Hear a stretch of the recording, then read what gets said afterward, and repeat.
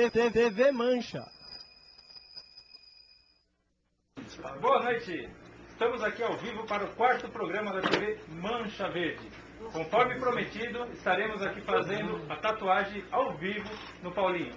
Por enquanto, vamos começar com alguns avisos. Nós temos hoje muitos prêmios a serem sorteados, bonés, CDs, camisetas. Coloque sua... o pessoal já está louco para fazer tatuagem aqui, calma aí. Coloque a sua mensagem no nosso chat que você já estará concorrendo automaticamente.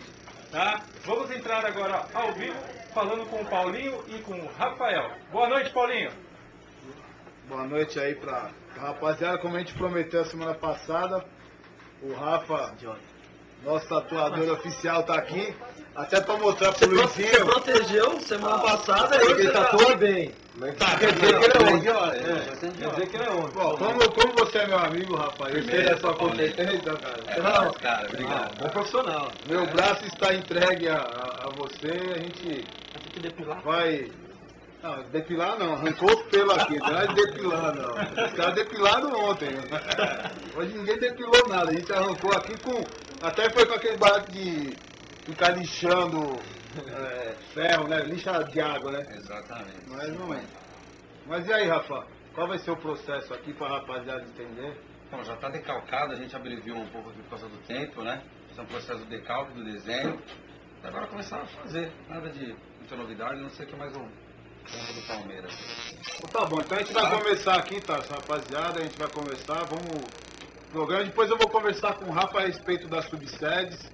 Né? A gente vai conversar a respeito do... O pessoal tem mandado muitos e-mails aí perguntando como que faz para ter uma subsede nas suas respectivas cidades, quais são as responsabilidades. O Rafa é o responsável por, além de tatuar a rapaziada da Mancha, cuidar das subsedes, na qual eu acho que o trabalho que tem sido feito aí, que até se iniciou pelo Tarso há muitos anos atrás, o Tarso fazia esse trabalho lá em 90 alguma coisa, e hoje eu acho que está em boas mãos.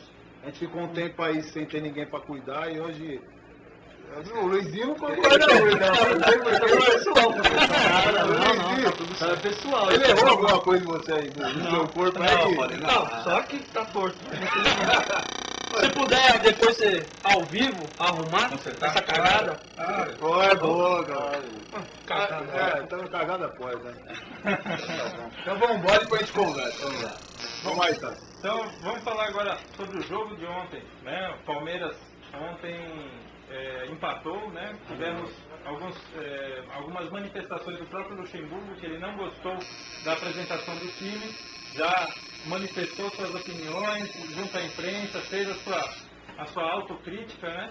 E vamos ver agora o que a rapaziada aqui presente acha do que o Luxemburgo falou e de como foi o jogo do Palmeiras. Hoje, lembrando, nós teremos aqui também como convidado o Fábio Finelli, que é o assessor de imprensa do Palmeiras. Então, se você tiver alguma dúvida, alguma sugestão, alguma pergunta, escreva no nosso chat e daqui a pouquinho ele vai estar aqui ao vivo respondendo para vocês. Então, eu vou dar agora meu boa noite aqui para o Reginaldo. Reginaldo, boa noite. Boa noite, família. Começando a comentar chorando, só isso, O Rafa falou que ainda bem que sou eu, que se fosse o Jânio ele tava chorando já. Eu não sei, ele chorou muito, Rafa. Protege mais. Aí agride, mas só que nem o Rick ontem, chorando depois do ouro, precisava disso. Proteção demais. Falando do jogo desse Ele já tomou um. Falando do jogo ontem, o Palmeiras... tudo que eu comentei na semana passada, o Palmeiras sabe da capacidade técnica que tem, só que muitas vezes estão souberam, acha que é superior, pode estar melhor que é, e não é bem assim. Na verdade, o Palmeiras é bom, não tem que discutir, só que não adianta ser bom e achar que é bom, né? Tem que jogar bem e mostrar que é bom dentro do campo. E o empate a segunda, a terceira, o quarto, depois dá toque de calcanhar, depois faz gracinha. Então, tudo um pouco tranquilo, é que o Luxemburgo está vendo isso, né? O Luxemburgo tem todos os seus defeitos e a sua qualidade também. E ele está vendo isso, o time está muito salto alto, achando que é superior aos outros e pode ganhar um momento. O problema é assim. Daqui a pouco eu vou ter que ver, então também é melhor. Ele deu a entender que o grupo já está com um bom problema. E é verdade que todo grupo deve ter algum tipo de vaidade, algum tipo de problema. Quando Não tá mais começa a focado do aparecer jeito que tá. mais do que o outro, então não tá mais focado. E o time tem que ser focado, cara. Ele tem que estar na pegada. Ontem, o resultado era 3-0, enfim. Vamos que vamos, tem muito problema. O Kleber de novo arrumou mais uma confusão, então. Eu falei a semana passada que tem uma razão. E o Valdir não jogou nada, como time Arrumado tem confusão com ele, uma confusão embalada, é diferente. Arrumado tem confusão com ele. Aliás, quando ele foi com vontade, foi determinado, fez o que o time deveria ter feito. Não, porque assim, ó, o negócio do Kleber ficar claro, não vou criticar o futebol dele, não tem como, ele joga bola, e pra mim foi uma surpresa, quando eu vejo que o Kleber não sabia, ele pega os bolas de novo, e não sabia que ele ia jogar, e foi uma surpresa agradável. Só que eu tô comentando no Kleber, que me preocupa, a gente ficar refém de jogador. Porque o cara é bom, de repente ele tira uma referência.